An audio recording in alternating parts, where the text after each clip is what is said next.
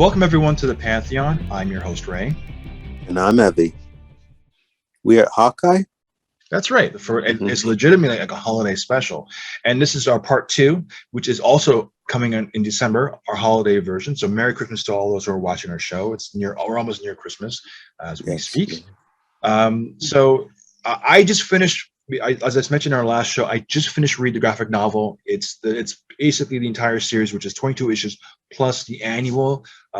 This was at first a head scratcher because I was so caught up watching the series based on the MCU, whereas this one, it's not. Now what I mean is in the MCU, Clint Barton is married, so he's sort of like tied to the concept of that he's a married man, whereas in the comic books, he's not married, he's a single guy.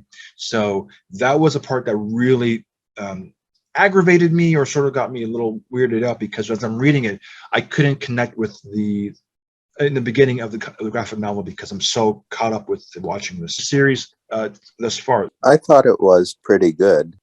I would have liked to see series a lot. I wanted him like to be more What do you mean to be more like what, like like behavior wise or yeah, action wise or? yeah, actions and behavior because he just I wanted like to see him more in there rather than him fighting. I don't think he was there a lot. That's strange. No, because I didn't get that at all. Like, I mean, the fighting was actually a lot less. He wasn't really fighting. It was more of him just going through the motion of trying to get Kate like free of being wanted. So, and he was Yeah. interacting with the LARPers, So, and that was a big thing. That was like the LARPers were, I guess, the more comic relief, and working with the dog, Lucky the dog, and other characters, but like it was mostly him and Kate. So he was actually just Yeah. working off Kate a lot, and that was more just buddy, like kind of like buddy cop movies where they just don't get along at first until they do get along. So it was more dialogue than it was action. Like I thought the action, like my favorite episode is episode 3. That had with the car chase scene, which is probably the highlight of the series. Yeah. I call it the Children of Men shot because of the camera work that was in there. It's like it's a standout to me. And when I say Children of Men, if you watched Extraction or the first season of Daredevil, where the camera is a 360 inside which is you don't see that very often. So very few films does that, and this one did that in the third episode. And also you have all those trick shot arrows, So the action comes in the end, and it comes in on episode 3, and everything else between, middle, and after or before that are all like dialogue. So there isn't much of an action. It's more character, and he's pretty like mellow. Even when he's like humble, he's more humble.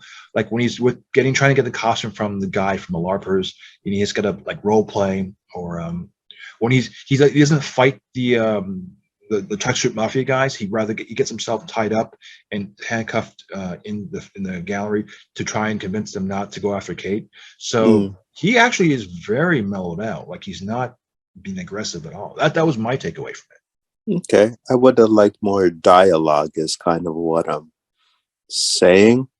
But so dialogue in what concept? Like in like comedy dialogue or comedy or dialogue with Kate or dialogue is in general? And if so, what do you mean? Like in general. So when interacting with people, you want them to talk more? I didn't want him to talk more. Oh, so you want him to talk less? Yes. Oh, okay. All right. Okay, I'm reading you differently. Okay. Okay. All right. No, I just wanted to have a bit more action and maybe less dialogue. Oh, okay. Yeah, right. I would have liked more action rather than dialogue. So, well, that's my take. Okay, well, I'll talk about now that I've read the graphic novel, I'll talk about the graphic novel. It's an award-winning novel, comic book series. It won in the Eisner, which is basically it's like the Oscars for comic books. And it was for an issue called "Pizza Is My Business." They actually had a version of the Lucky the Dog's point of view. So there was an issue where Lucky, you looked at this movie or the series through the dog's point of view. So you're seeing like certain words. You don't understand certain words like boy, here, go, fetch. So when people have a conversation, it's kind of blurred out. The dialogue's sort of blurred out, but you get to see the dog's POV, right? And Right. it's a very unique, like funny little take. And that actually won the award. Mhm. You know, as far as the comparisons are, yeah, there's a lot of things. I'm kind of glad I stopped at episode 3, is because now I get to know who Grills are, which is the black guy, the cop, because he's an actual character in the actual comic book series.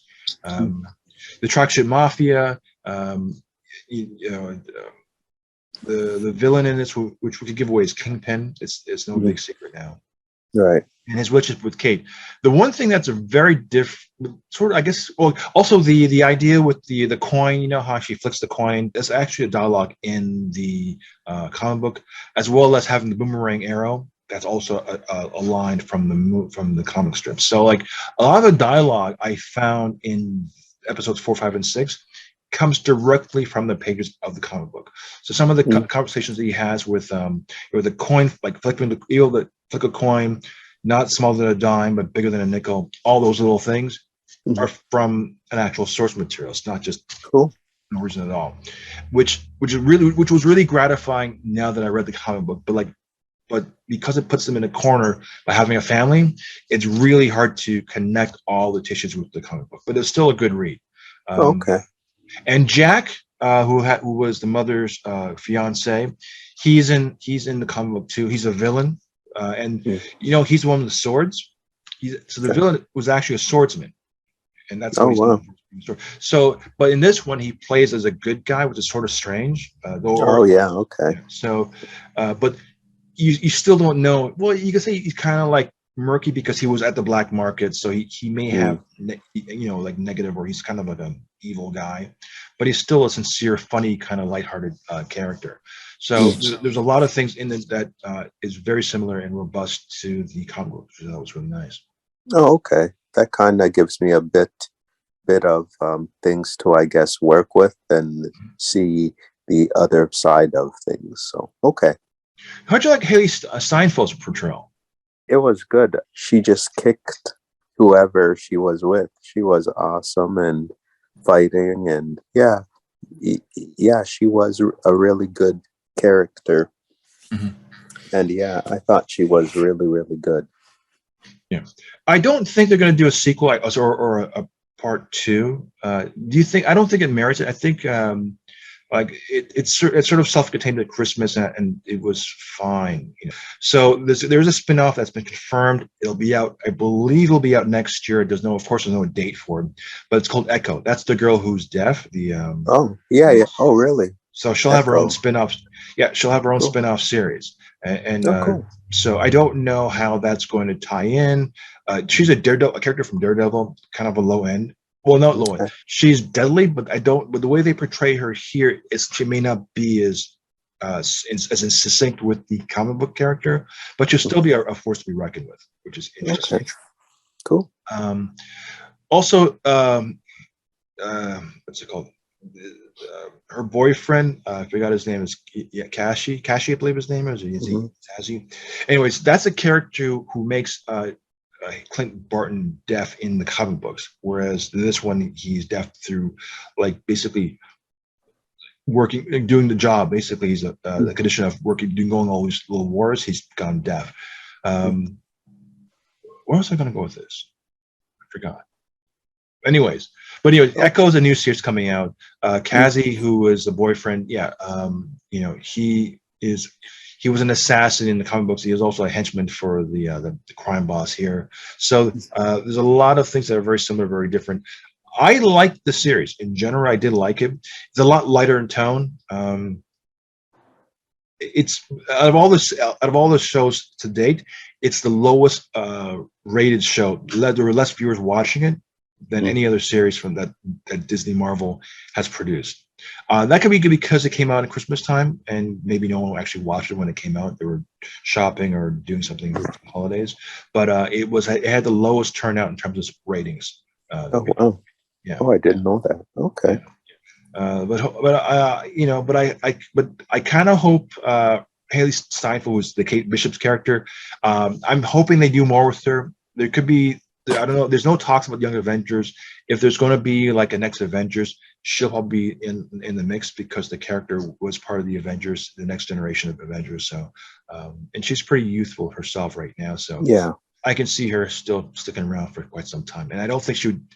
She's an A-list star or up and coming rising star. So I don't think this will be like a one and done thing for her. I think Marvel has some plans for her for the future.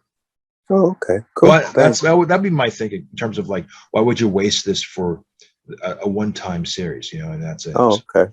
I don't know if it would. I don't think it would have done all that great as a movie, but I got more out of it for the character and a redemption arc. Like, I think his arc from beginning to end is a lot more richer from doing a series because you could play with the character a little bit more and some of the side characters. So, I don't. Yeah, could you tell this series in 2 hours? Yes, you can. But I think because you could do it, you did it in 6 or a 3-hour movie.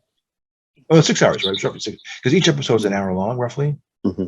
Right. So yeah, I thought, I think you got more character development, and I thought talking about some past setups like the Ronin thing, it was kind of a good way to bring it up, like with Vision too, like how Vision and Wanda fell in love. You wouldn't be able to show that in a movie, but on the series you're able to expand and develop that. A lot of viewers to see it. So I think that was kind of a good thing. I think it's a 50-50 kind of draw here, and I think it was fine. Okay, well with that, I'm Ray. And I'm Evy. Merry Christmas, and we'll see you next time. Yeah, sweet. Take care. Next time.